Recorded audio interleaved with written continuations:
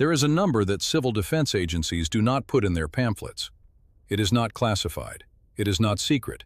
It is simply inconvenient. That number is the speed of sound, 343 meters per second at sea level, and it is the speed at which the blast pressure wave from a nuclear detonation will find you, travel through you, and destroy you from the inside out, regardless of where you are standing, sitting, or hiding when it arrives. You have been told to take cover. You have been told to get inside. You have been told that walls protect you. What you have not been told is what a blast pressure wave actually is, what it does to a human body, what it does to the structures you are hiding inside, and precisely why the location most people instinctively run toward is, by the cold arithmetic of fluid dynamics, the location most likely to kill them. This is not an opinion. This is not a political position. This is applied physics, and physics does not negotiate. Let's begin with what the blast wave actually is, because most people have a fundamentally incorrect mental model of it. They picture the explosion as a wall of fire. They picture heat. They picture debris. Those things exist, and they will kill you, but they are not the primary mechanism of death at the intermediate distance range, the range where most survivors of the initial flash will find themselves. At that range, the primary killer is overpressure, a rapid, violent compression of the atmosphere itself. A nuclear detonation releases energy so rapidly that it creates a spherical shell of compressed air, propagating outward from the fireball at supersonic speeds. This shell, the blast wave front, carries with it a sudden spike in atmospheric pressure that can reach several times normal atmospheric pressure, even miles from ground zero. Your body, which has spent its entire existence inside 1 atmosphere of pressure, has no mechanism to survive a sudden spike to 3, 4, or 5 atmospheres. Your lungs collapse. Your eardrums rupture. The air-filled cavities in your sinuses and intestines compress and rupture. You do not feel it coming. You do not hear it coming until it has already passed through you. If you are near a window when it arrives, and statistically in the first 15 minutes after detonation most people are, the glass does not simply break. It accelerates.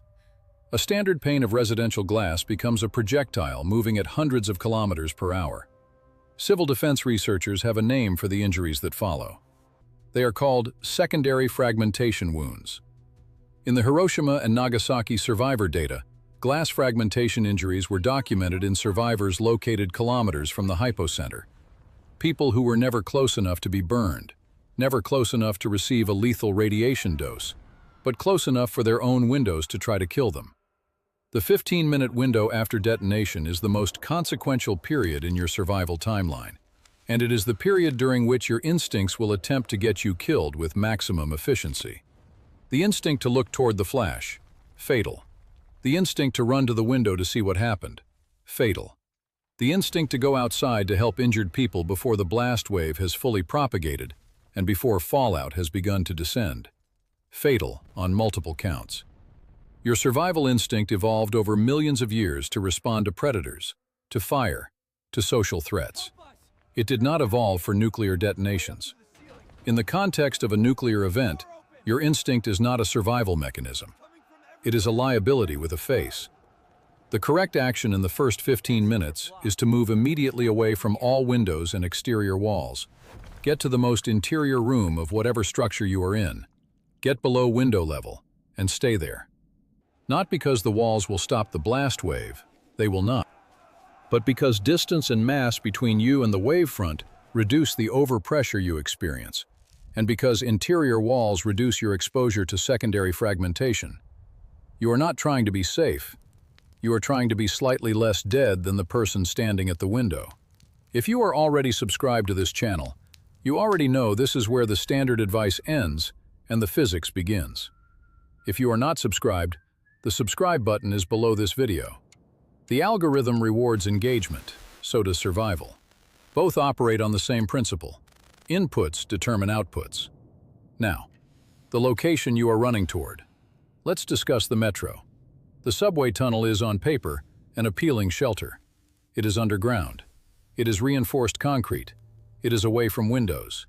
In every civil defense graphic produced since the 1950s, It appears as a logical refuge.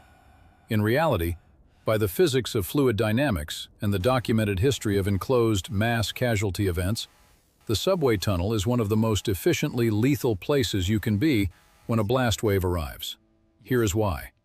A blast wave traveling through open air spreads spherically, losing energy as it expands across an ever larger surface area. A blast wave that enters an enclosed tunnel does not spread spherically. It is channeled. The tunnel acts as a waveguide, concentrating and preserving the pressure front, amplifying it through reflection off the tunnel walls, and propagating it far beyond where it would have dissipated in open air. This is not theoretical. The physics of shockwave propagation in enclosed spaces has been studied extensively in the context of subway bombings, mine explosions, and military tunnel operations.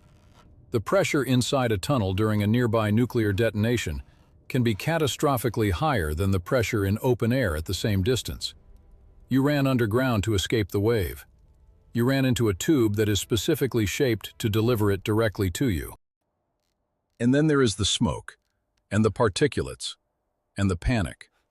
The Leningrad siege documented what happens when large numbers of people are trapped in enclosed spaces under existential stress. The Fukushima evacuation failures documented what happens when herd behavior overrides individual physics-based decision-making. In both cases, the secondary casualties, the people who survived the initial event and died anyway, died because they moved with the crowd, not because they moved with the data. In a post-detonation metro environment, you have confined space, limited exits, no communication, no light, no air quality monitoring, and thousands of people whose instinct is to move in the same direction at the same time. Fluid dynamics again. Except the fluid is people, and the result is a crush event layered on top of a blast overpressure event, layered on top of a smoke inhalation event. Before you take your iodine tablet and feel protected, let's be precise about what that tablet does. Potassium iodide saturates the thyroid gland with stable iodine, preventing the uptake of radioiodine, specifically iodine 131, which has a half-life of approximately 8 days and is one of the fission products released in a nuclear detonation. That is the complete list of things it protects you from. It does not protect you from cesium-137, which mimics potassium in the body and distributes into muscle tissue. It does not protect you from strontium-90, which mimics calcium and deposits in bone and bone marrow.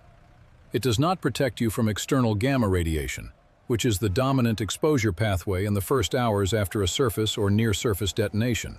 The iodine tablet is a real pharmaceutical with a real narrow, specific application. What it has become in the popular imagination, a nuclear survival pill, a shield against radiation, is a fiction. And fictions kill people by making them feel protected enough to make mistakes they would not otherwise make. The rule of sevens will save your life if you respect it. Every sevenfold increase in time after detonation reduces radiation intensity by a factor of 10. At 1 hour, the radiation level is intense. At 7 hours, it is 1/10 of that. At 49 hours, 1/100th.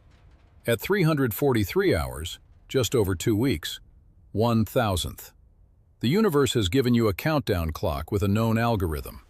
The mistake that kills people at this stage is not ignorance of the clock. It is impatience. It is the inability to remain sheltered for 24 to 48 hours when the shelter is uncomfortable, when the CO from the candles they lit is quietly building, when the silence feels more dangerous than the radiation outside. Your boredom is not a signal that it is safe to leave. It is a signal that your psychology is about to override your physics, and that the decision you are about to make will finish what the blast wave started. The universe released its energy in a fraction of a second. It has been indifferent to your location ever since. The pressure wave does not check your shelter rating. The fallout does not read your emergency plan. The carbon monoxide does not care that you sealed the room to survive. Physics does not negotiate, but it does at least follow rules. The only question is whether you learn them before or after they are applied to you.